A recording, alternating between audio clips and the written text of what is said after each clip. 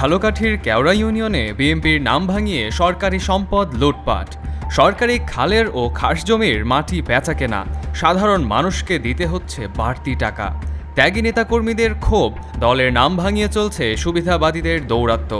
বিস্তারিত দেখুন ঝালকাঠি থেকে খলিলুর রহমানের ৩ পর্বের ধারাবাহিক অনুসন্ধানী প্রতিবেদনের প্রথম পর্বে।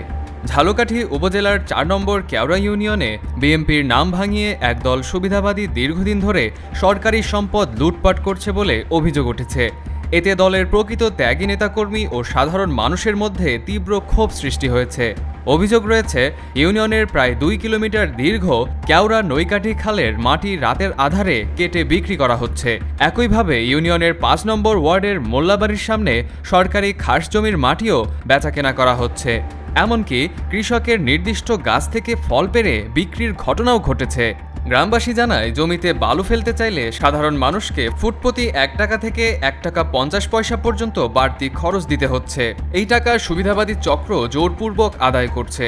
সরকারি নিয়ম অনুযায়ী খালের পাশের জমির মালিক গাছ লাগানো ও সংরক্ষণের অধিকার রাখলেও এসব সুবিধাবাদী চক্র নিয়ম মানছে না, বরং খালের ২ ধারের মাটি বিক্রি করে লাখ লাখ টাকা হাতিয়ে নিচ্ছে। স্থানীয়রা বাধা দিলে তারা যুক্তি দেখায়, খাল খনন কাজে লোকসান হয়েছে, তাই মাটি বিক্রি তাদের অধিকার।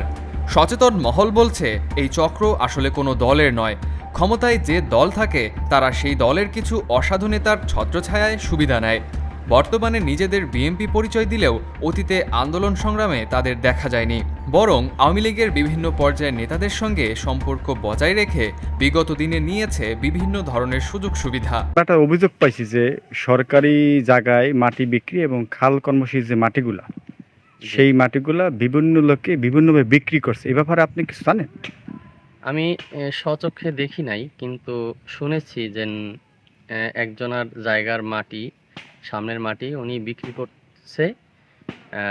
তখন এই ইউনিয়নের কিছু নেতাকর্মী, বিএনপি পন্থী নেতাকর্মী, তারা বাধা দিছে এবং সেখান থেকে শুনেছি যে হুমকিও দিছে যে এই মাটি বিক্রি করতে পারবে না, এই মাটি আমরা বিক্রি করব।